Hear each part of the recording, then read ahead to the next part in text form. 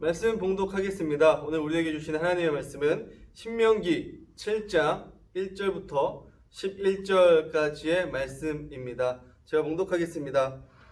내 하나님 여호와께서 너를 인도하사 내가 가서 차지할 땅으로 들이시고 내 앞에서 여러 민족 헷 족속과 기르가스 족속과 아모리 족속과 가나안 족속과 브리스 족속과 히위 족속과 여부스 족속 곧 너보다 많고 힘이 센 7 족속을 쫓아내실 때에 내 하나님 여호와께서 그들을 내게 넘겨 내게 치게 하시리니 그때에 너는 그들을 진멸할 것이라.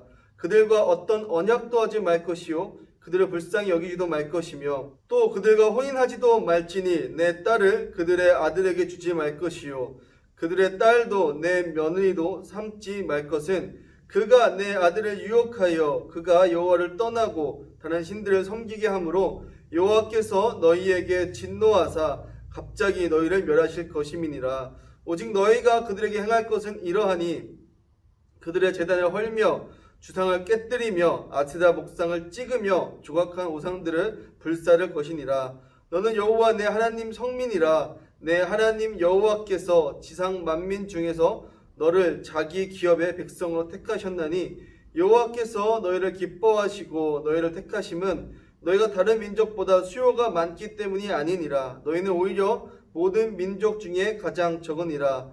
여호와께서 다만 너희를 사랑하심으로 말미암아 또는 너희의 조상들에게 하신 맹세를 지키자 하심으로 말미암아 자기의 권능의 손으로 너희를 인도하여 내시되 너희를 그 종 되었던 집에서 애굽 왕 바로의 손에서 속량하셨나니 그런즉 너는 알라. 오직 내 하나님 여호와는 하나님이시요 신실하신 하나님이시라. 그를 사랑하고 그의 계명을 지키는 자에게는 천대까지 그의 언약을 이행하시며 인애를 베푸시되 그를 미워하는 자에게는 당장에 보응하여 멸하시나니 여호와는 자기를 미워하는 자에게 지체하지 아니하시고 당장에 그에게 보응하시느니라. 그런즉 너는 오늘 내가 내게 명하는 명령과 규례와 법도를 지켜 행할지니라. 아멘. 사랑하는 성도 여러분, 반갑습니다. 태풍이 지나가고 어느덧 가을이 불쑥 찾아온 것 같습니다. 물론 아직도 코로나 바이러스로 인하여서 우리 삶 가운데 여전히 어려움이 있습니다. 그럼에도 불구하고 우리와 함께 하시는 그 하나님을 잊지 않고 살아가시는 우리 성도님들 되기를 주님의 이름으로 소망합니다. 여러분, 오늘 본문의 말씀은 신명기 7장의 내용입니다. 여러분, 신명기 7장의 내용을 먼저 보기 전에 신명기 전체 내용은 어떤 내용입니까? 이제 광야 40년을 다 돌고 출애굽 1세대가 여호수아와 갈렙과 남은 상황입니다. 그리고 새로운 세대, 출애굽 2세대가 일어났습니다. 이제 그들은 어디로 가야 합니까? 저 가나안 땅으로 진격해야 될 일만 남은 것이죠. 이제 그들의 모압 형제 다 모아놓고 모세가 마지막으로 했던 설교가 바로 신명기 말씀입니다. 그 신명기 말씀 중에 특별히 오늘 7장은 어떤 내용을 가지고 있냐면 이스라엘 사람들에게 저 가나안 땅에 있는 모든 사람들을 진멸하라 라고 하나님께서 명령하십니다. 그리고 그 중에 남아있는 그 어떤 사람들과도 혼인하지 말고 오직 여호와의 말씀을 잘 지켜 행해야 될 것을 그들에게 강조하고 있습니다. 우리가 여기서 눈여겨봐야 될 것은 무엇이냐면 바로 7장 2절의 진멸이라는 단어입니다. 여러분, 여기서 진멸이라는 단어는 어떤 것을 뜻하냐면 단순히 전쟁에 참여한 남성들만 없애는 것이 아니라 전쟁에 참여하지 않은 그 가나안 땅의 모든 사람들을 없애는 것을 이야기하는 것입니다. 우리는 그 단어를 통하여서 하나님께서 사랑의 하나님이신데 어찌하여 그 모든 사람들을 없애려 하시는 것인지 궁금증을 자아낼 수밖에 없습니다. 우리가 볼 땐 사랑의 하나님이 그러시지는 않으실 것 같은데 왜 그런 명령을 하셨는지 궁금하죠. 그런데 우리가 그 궁금증을 자아내기 전에 먼저 알아야 될 것은 무엇이냐면 하나님의 의도다라는 것입니다. 하나님은 왜 그런 말씀을 하셨던 것일까요? 그것은 우리가 그 가나안 땅의 문화를 찾아보면 알 수 있습니다. 여러분, 가나안 땅의 사람들은 어떤 문화를 가지고 있었냐면 하나님이 원하시는 문화가 아니라 그들이 원하는 문화를 갖고 있었습니다. 그들이 원하는 그런 문화는 어떤 문화였냐면 오직 자기 자신의 부귀 영화를 위해 살아가는 삶이었다라는 것입니다. 그들은 더 많은 수확을 얻기 위해서 자기 자녀의 목숨을 신에게 바치는 그런 행위들을 하였습니다. 또 더 많은 풍요를 얻기 위해서 수많은 우상신들을 섬겼습니다. 또한 더 많은 것을 얻기 위해서 다른 사람들의 것을 착취하고 끊임없이 전쟁하였습니다. 또 자신의 쾌락을 충족시키기 위해서 비이성적인 성적 행위들을 일삼았습니다. 여러분, 이러한 잘못된 문화들이 어디에 흡수되는 것을 하나님께서는 방지하시기 원하셨습니까? 이스라엘 백성들이 그러한 문화들을 본받지 않기를 원하셨다라는 것입니다. 사랑하는 성도 여러분, 그렇습니다. 그들의 그 잘못된 문화들을 이스라엘 사람들이 받아들여진다면, 이스라엘 사람들이 그런 문화를 받아들인다면 그들은 금방 타락할 수밖에 없기 때문에 하나님은 그 땅에 있는 모든 사람들을 진멸하라라고 하신 것입니다. 그리고 그 땅에 정말 새로운 문화, 정말 하나님께서 원하시는 그 문화들이 그 가나안 땅에 새롭게 꽃피우기를 하나님께서 원하셨다라는 것입니다. 그렇다면 하나님께서 원하셨던 그 문화는 어떤 문화입니까?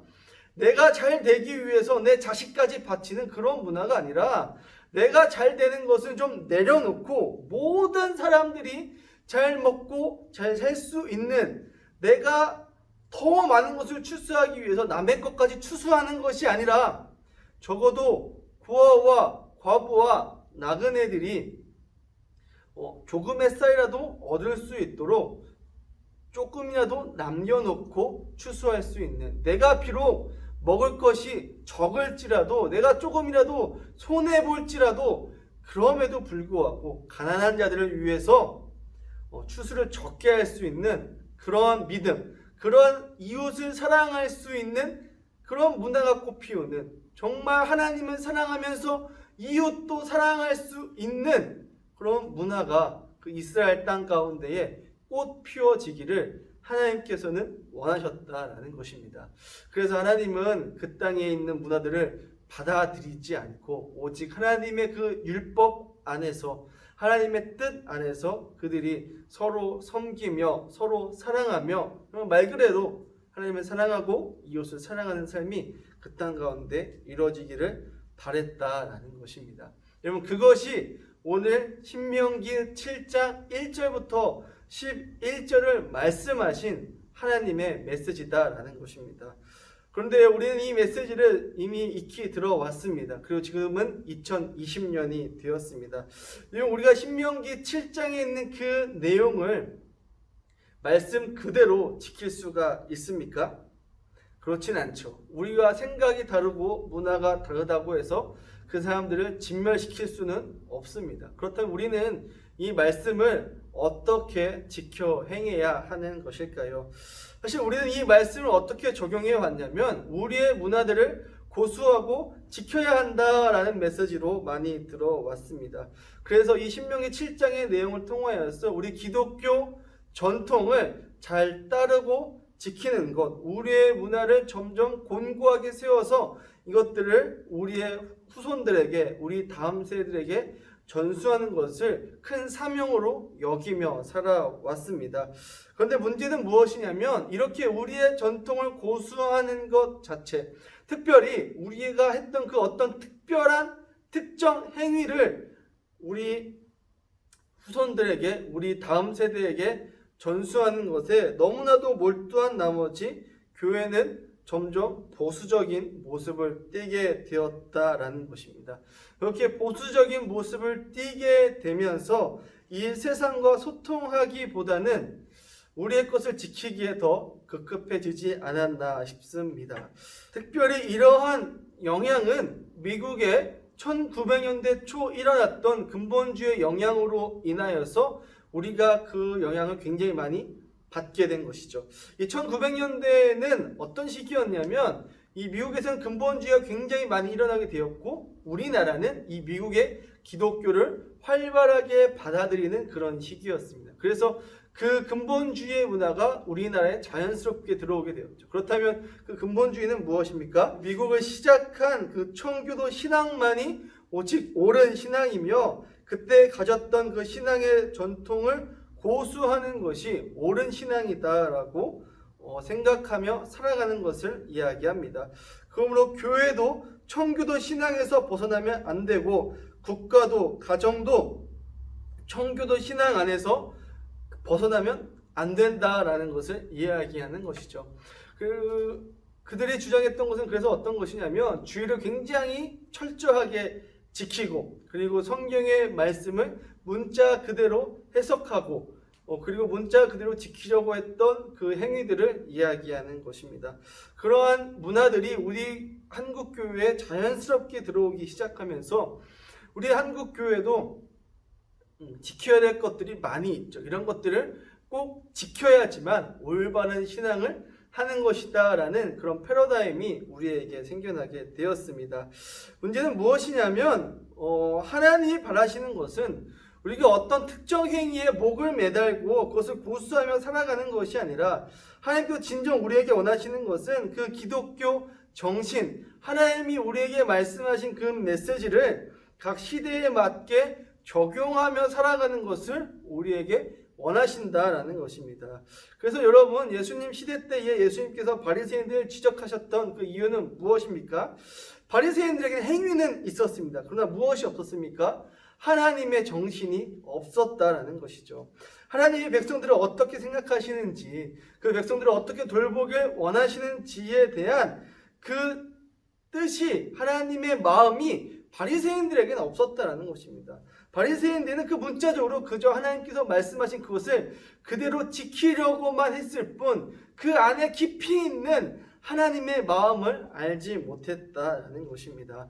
그래서요, 여러분, 바리새인들이 보기에 예수님의 행동은 굉장히 이상한 행동이었습니다.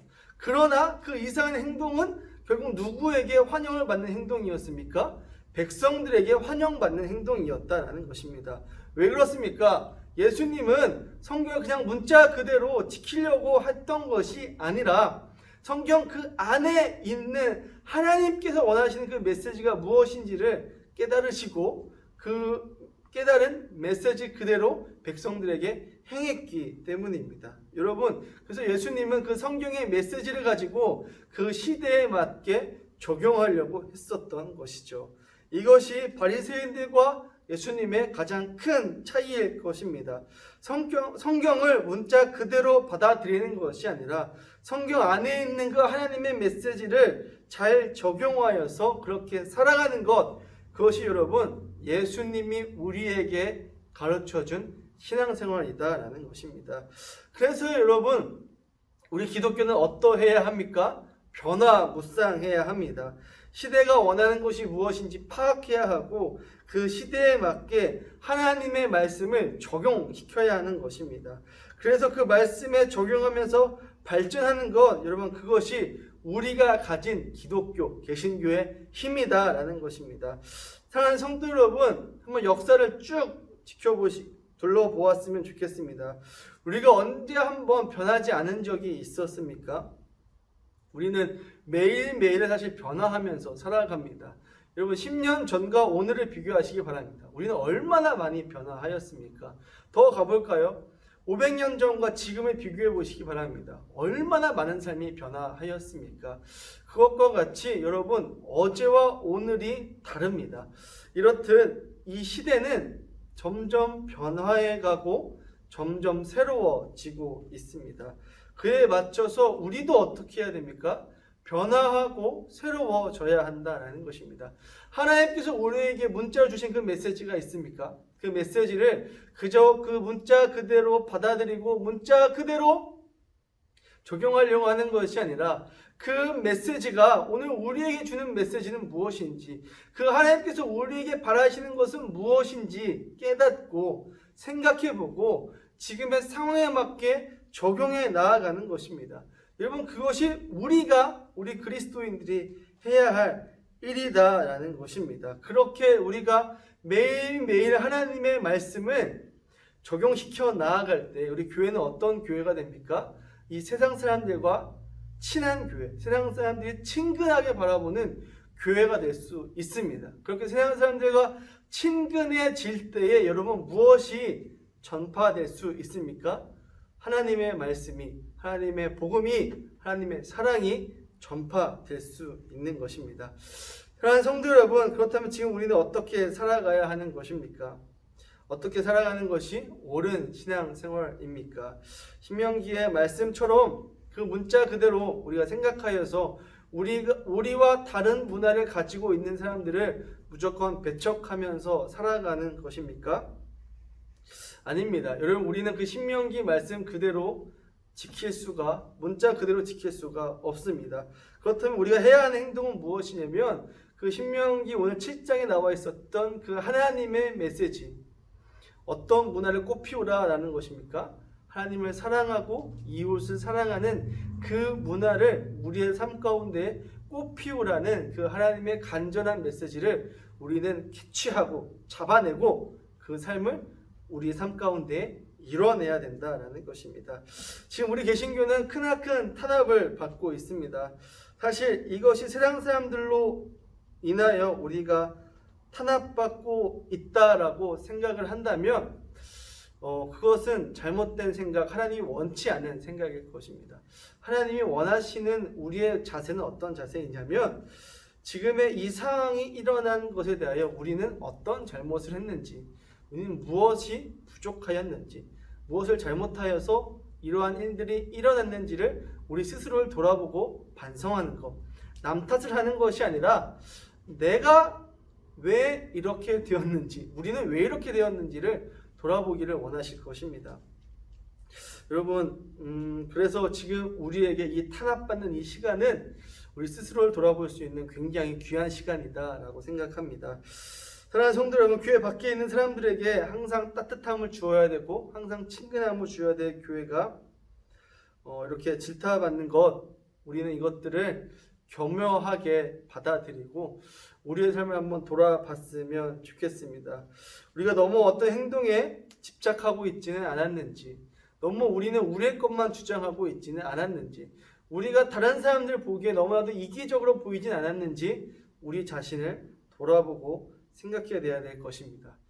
그러므로 사랑하는 성도 여러분, 오늘 우리가 말씀을 적용해 나가가며 살아갈 때에 중요한 것은 무엇이냐면 이 말씀을 나에게 적용시키는 것입니다. 그저 내가 지킬 것이 무엇인지 꽁꽁 싸매는 것이 아니라 오늘 이 말씀을 통하여서 내 안에 진멸시켜야 할 부분은 무엇이 있는지, 내 안에 하나님이 원치 않는 부분은 어떤 모습이 있는지 돌아보시고, 그리고 그것들을 정말 진멸시키고 더 나아가서 내 삶 가운데에 하나님이 원하시는 뜻이 무엇인지 밝히 드러날 수 있는 내 삶이 되길 간절히 구하고 바라며 나아가시는 여러분들이 되길 소망합니다. 여러분, 그렇게 살아가기 시작할 때에 여러분들의 삶을 통하여서 하나님께서 영광 받으실 것입니다.